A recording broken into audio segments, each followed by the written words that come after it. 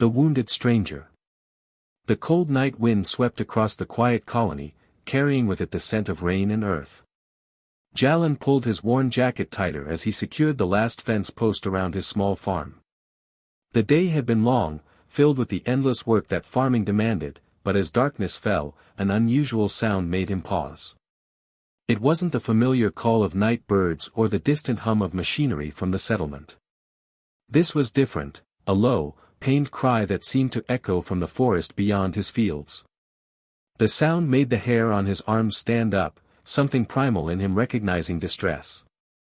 Jallen stood still, listening. The cry came again, weaker this time, like something large was suffering. Against his better judgment, he grabbed a lantern and headed toward the sound. His boots crunched through the wet grass as he followed the noise deeper into the mist that had begun to roll in from the tree-line. Near the edge of the forest, his lantern light fell upon something that made him stop breathing. Lying motionless among the fallen leaves was a creature unlike anything he'd ever seen. It was massive, easily the size of a small vehicle, with dark, silver-scaled hide that caught the light like polished metal. Deep gashes ran across its back, and thick, dark blue blood seeped from multiple wounds. The creature's breathing was labored, and one of its powerful legs was clearly broken. But what struck Jallen most were its eyes, large, golden, and filled with intelligent pain. This wasn't just an animal, there was something more behind that gaze. "Easy there," Jallen whispered, approaching slowly with his hands visible. "I'm not going to hurt you." The beast watched him but made no aggressive moves. It simply lay there, shivering from cold and trauma.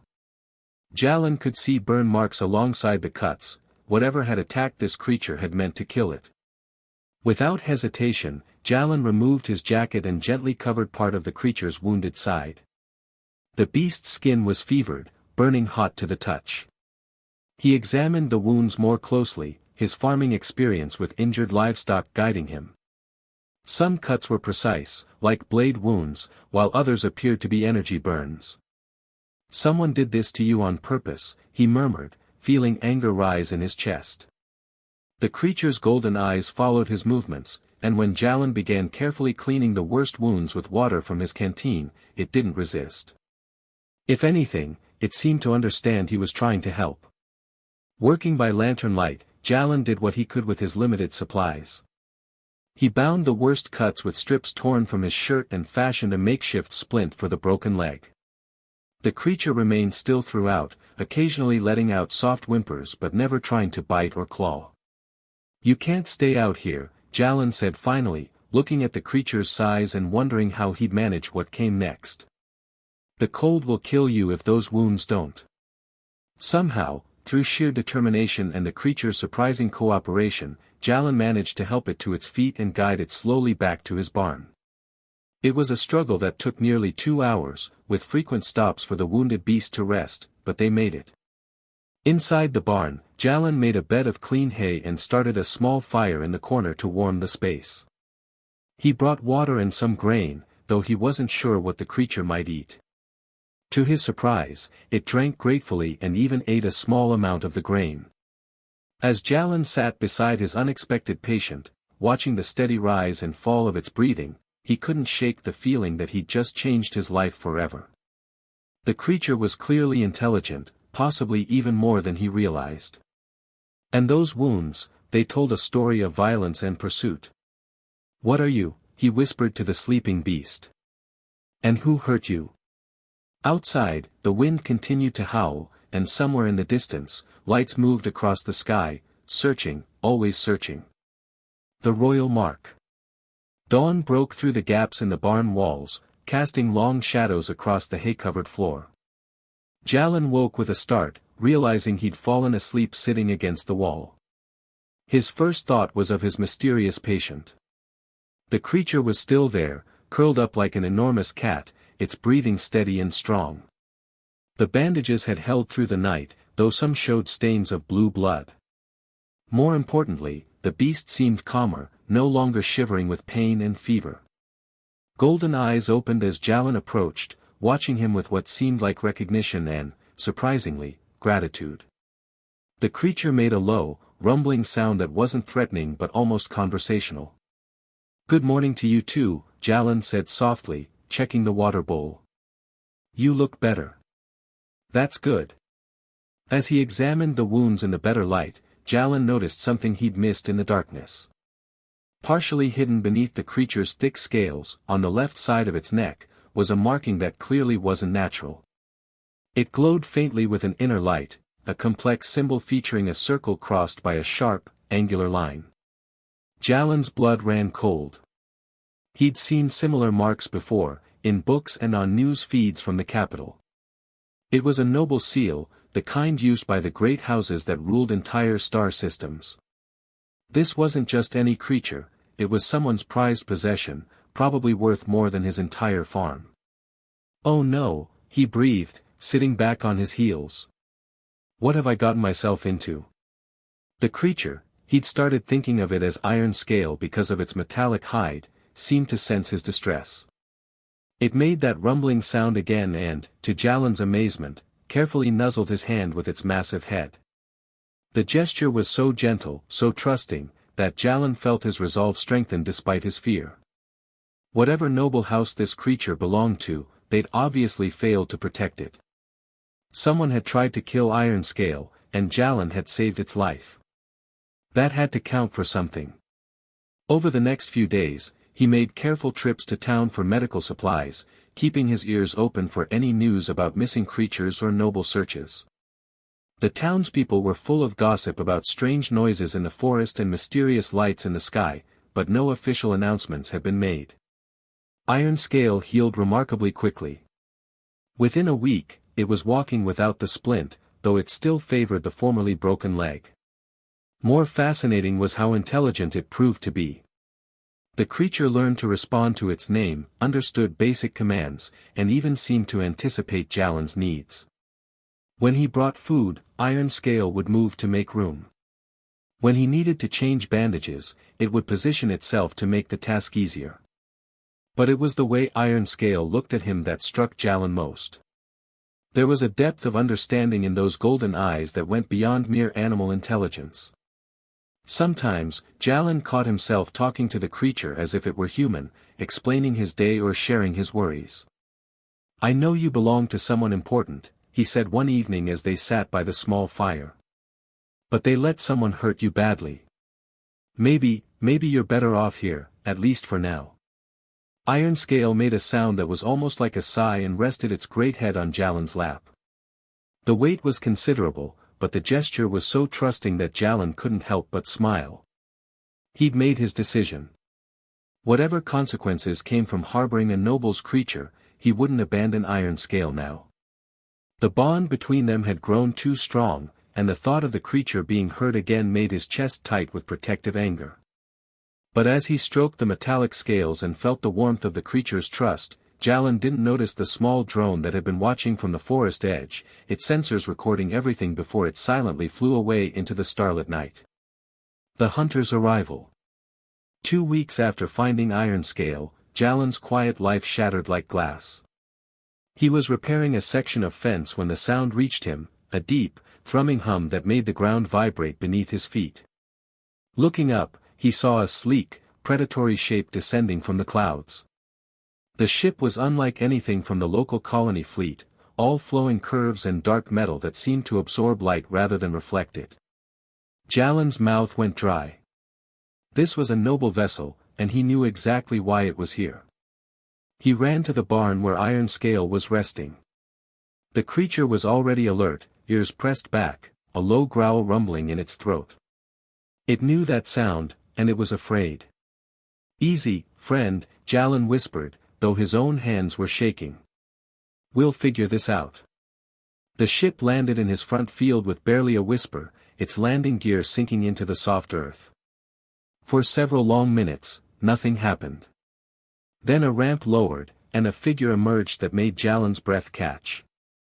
She was tall and elegant, with the pale blue skin and silver hair typical of the Altarian nobility. Her clothing was form-fitting black that seemed to shift and flow like liquid metal, and her eyes were the color of winter ice. But it was the aura of controlled power around her that made Jallen's instincts scream danger. Behind her came two figures in dark armor, their faces hidden behind helmets that looked more like skulls than protective gear. They moved with the predatory grace of professional killers. The woman approached Jallen's cabin with unhurried steps, her ice-blue gaze taking in every detail of his modest home. When she spoke, her voice was cultured and cold. "Farmer Jallen Reeves, I am Baroness Lyralii of House Winterstorm. I believe you have something that belongs to me." Jallen forced himself to stand straight, though every instinct told him to run. "I'm not sure what you mean, your ladyship." Her smile was sharp as a blade. "Please. My tracking drones have been most thorough. You found my companion 3 weeks ago, wounded and near death. I've come to reclaim what is mine." "Your companion was hurt," Jallen said, surprised by the steadiness of his own voice. "Badly hurt. Someone tried to kill it." Something flickered in the Baroness's eyes, surprise, perhaps, or calculation. "Yes. There was an incident. Pirates attempted to steal Shadowmere during transport. They failed, but not before causing significant damage." "Shadowmere? My hunting companion. A Vorthak war beast, bred specifically for my house. There are fewer than a dozen in existence, and Shadowmere is the finest of them all." Her expression softened slightly. "I raised him from a pup. He is precious to me." The way she said it made Jallen pause. There was genuine emotion in her voice, not just the anger of someone whose property had been damaged. "He's healing well," Jallen said carefully. "But he's been through trauma. Moving him now might." "Might what?" The coldness returned to her voice. "Farmer, you have cared for my companion admirably, and I am grateful. But Shadowmere is not a pet. He is a weapon of war, bonded to me and me alone.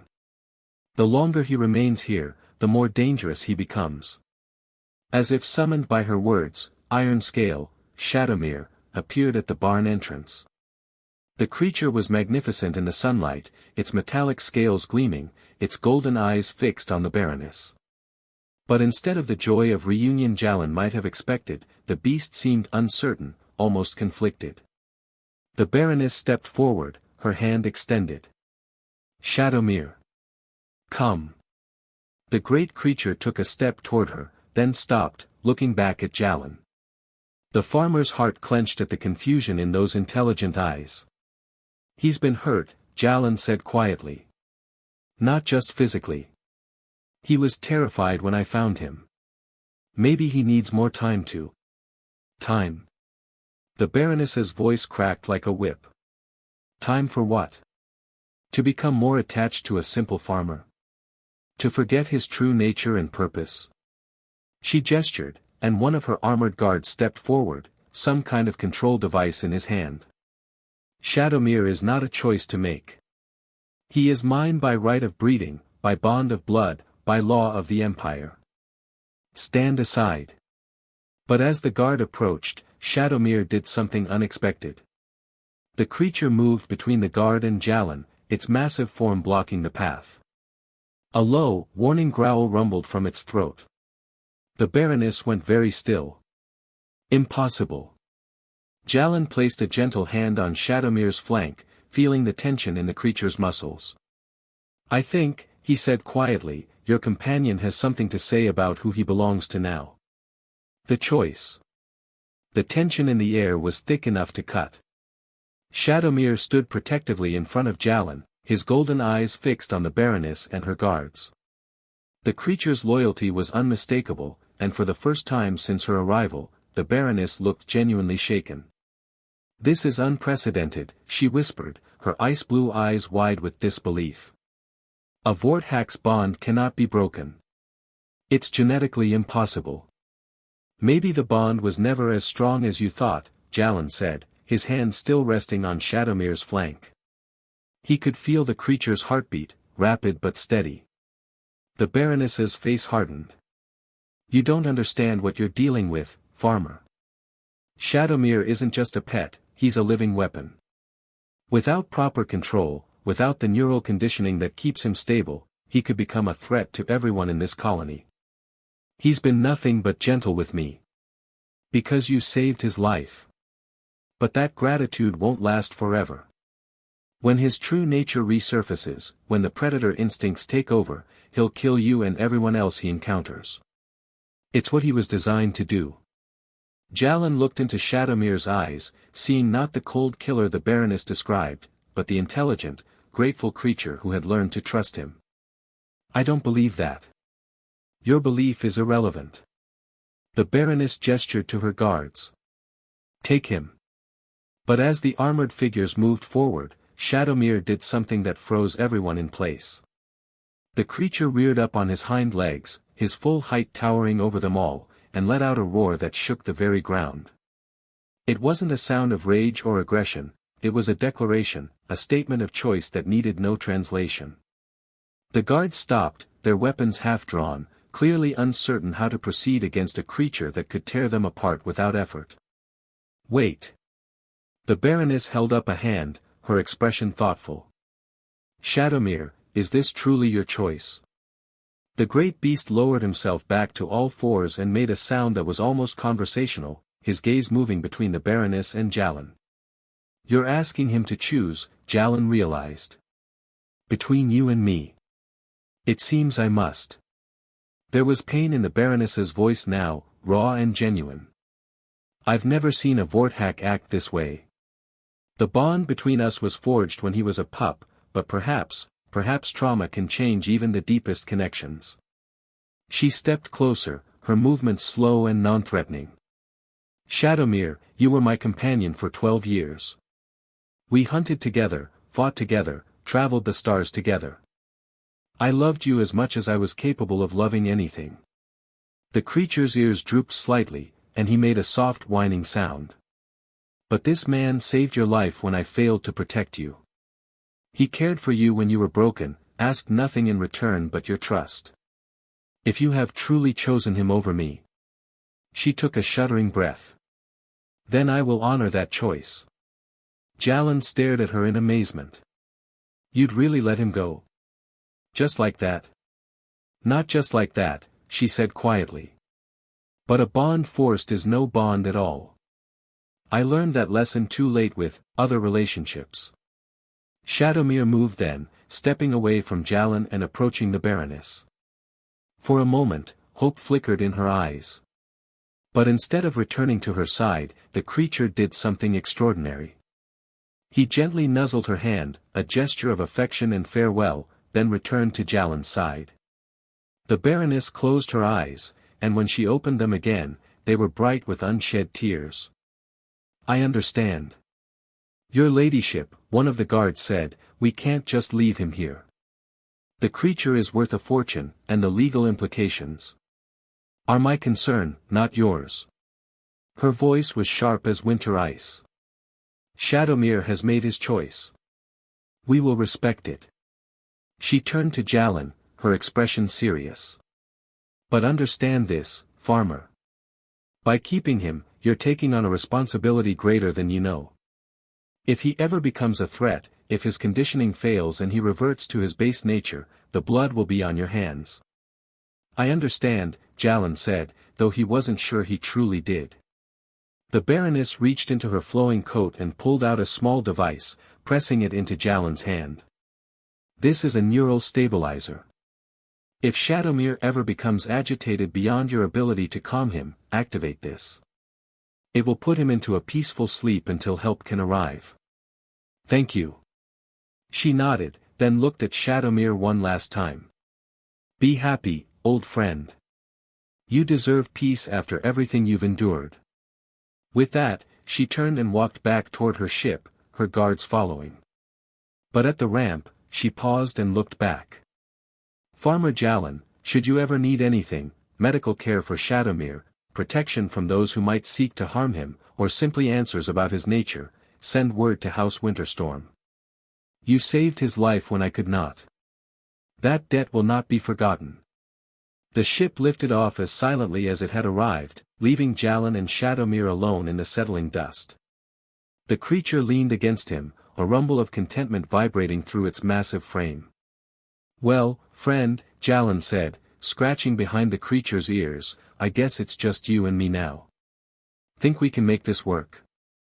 Shadowmere's response was to rest his great head on Jallen's shoulder, and in that moment, the farmer knew that some bonds were stronger than genetics, stronger than conditioning, stronger than the laws of any empire. Some bonds were simply meant to be. A new life. 6 months had passed since the Baroness's visit, and Jallen's life had settled into a rhythm he never could have imagined. Shadowmere, though Jallen still called him Iron Scale in private moments, had become not just a companion, but a true partner in every aspect of farm life. The creature's intelligence continued to amaze him. Shadowmere had learned to help with the harvest, his strength making light work of tasks that would have taken Jallen hours. More importantly, the beast seemed to understand the delicate nature of farming, never damaging crops or frightening the few livestock Jallen kept. The townspeople had eventually learned about his unusual companion, and after the initial fear and curiosity wore off, most had come to accept the gentle giant. Children would sometimes come to the farm just to see Shadowmere, and the creature seemed to enjoy their attention, lying still while they marveled at his metallic scales. But it was in the quiet evening moments that their bond showed strongest. Shadowmere would curl up by the fire while Jallen read or worked on small repairs, the creature's presence a comforting weight in the small cabin. Sometimes Jallen would catch himself talking through problems with his companion, and while Shadowmere couldn't answer in words, his responses, tilted heads, soft rumbles, or gentle nuzzles, seemed to show he understood. One evening, as autumn painted the forest in brilliant colors, Jallen noticed Shadowmere behaving strangely. The creature kept looking toward the sky, ears perked and alert, but not with fear or aggression. This was different, almost like anticipation. What is it, friend? Jallen asked, following his companion's gaze. That's when he saw it, a small craft descending through the clouds, sleek and elegant but nowhere near as imposing as the Baroness's warship. This one landed gently in the field, and when the hatch opened, Baroness Lyralii stepped out alone. She looked different somehow, less cold, more human. Her silver hair was shorter, and she wore simple traveling clothes instead of her formal noble attire. But it was her expression that struck Jallen most, uncertain, almost vulnerable. Shadowmere approached her without hesitation, and this time his greeting was pure joy. He nuzzled her hand, made happy rumbling sounds, and even did a playful little hop that made Jallen smile despite his confusion. "Hello, old friend," the Baroness said softly, stroking the creature's head. "I've missed you too." She looked up at Jallen, and he was surprised to see genuine warmth in her ice-blue eyes. "Farmer Jallen. You look well." "Your ladyship. I wasn't expecting, is everything all right?" She laughed, and the sound was lighter than he remembered. "Please, call me Lyralii. And yes, everything is quite all right. Better than it's been in years, actually. I don't understand. May I?" She gestured toward his cabin, and Jallen nodded, still bewildered. Over tea by the fire, with Shadowmere contentedly lying between them, Lyralii told her story. How Shadowmere's choice had forced her to examine her own life, her relationships, the cold distance she'd maintained from everyone around her. How she'd realized that losing him had been the first genuine emotion she'd felt in decades. "I've spent the last 6 months changing my life," she said quietly. "Stepping back from the political games, focusing on what actually matters. And I realized that what I really wanted was to see if my oldest friend was truly happy." Shadowmere lifted his head at her words, looking between them both. "And he is," she continued, smiling. "I can see it in his eyes, in the way he moves. The stress lines around his eyes are gone. He's at peace in a way he never was with me." "He misses you," Jallen said gently. "I can tell when he looks at the stars sometimes. And I miss him. But missing someone doesn't mean you own them." She reached over to scratch behind Shadowmere's ears. "I've learned that love sometimes means letting go." They sat in comfortable silence for a while, watching the fire crackle. Finally, Lyralii spoke again. "I have a proposition for you both." I've purchased a small estate on the edge of civilized space, nothing grand, just a place where I can step away from noble politics and find some peace. There's plenty of land for farming, and... She looked at Shadowmere, then at Jallen. There's room for friends, if they wanted to visit. Or even stay, if they chose to. Jallen felt his heart skip. You're offering us a home? I'm offering us all a chance to be family, in whatever form that takes. Her voice was soft, vulnerable. These months without Shadowmere taught me that blood bonds and neural conditioning are nothing compared to the connections we choose to make. Shadowmere stood up and moved to the center of the room, looking at both of them. Then he did something that made them both laugh. He stretched out one massive paw toward each of them, as if trying to pull them together. I think he's voting yes, Jallen said, grinning. And you? Lyralii asked. A simple farmer and a reformed noble, think we could make that work? Jallen looked at this woman who had traveled across the galaxy to find peace, who had given up her claim on the creature she loved because his happiness mattered more than her desires. He thought about his small farm, his quiet life, and the larger world that had suddenly opened up before him. I think, he said, that family isn't about where you come from or what you were designed to be.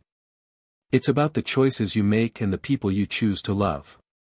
Shadowmere rumbled his approval, and for the first time in months, Lyralii smiled with genuine joy.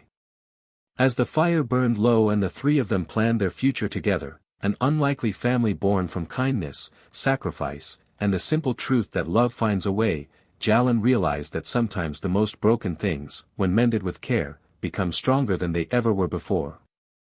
Outside, the stars wheeled overhead, no longer symbols of distance and loneliness, but promises of all the adventures yet to come. The end.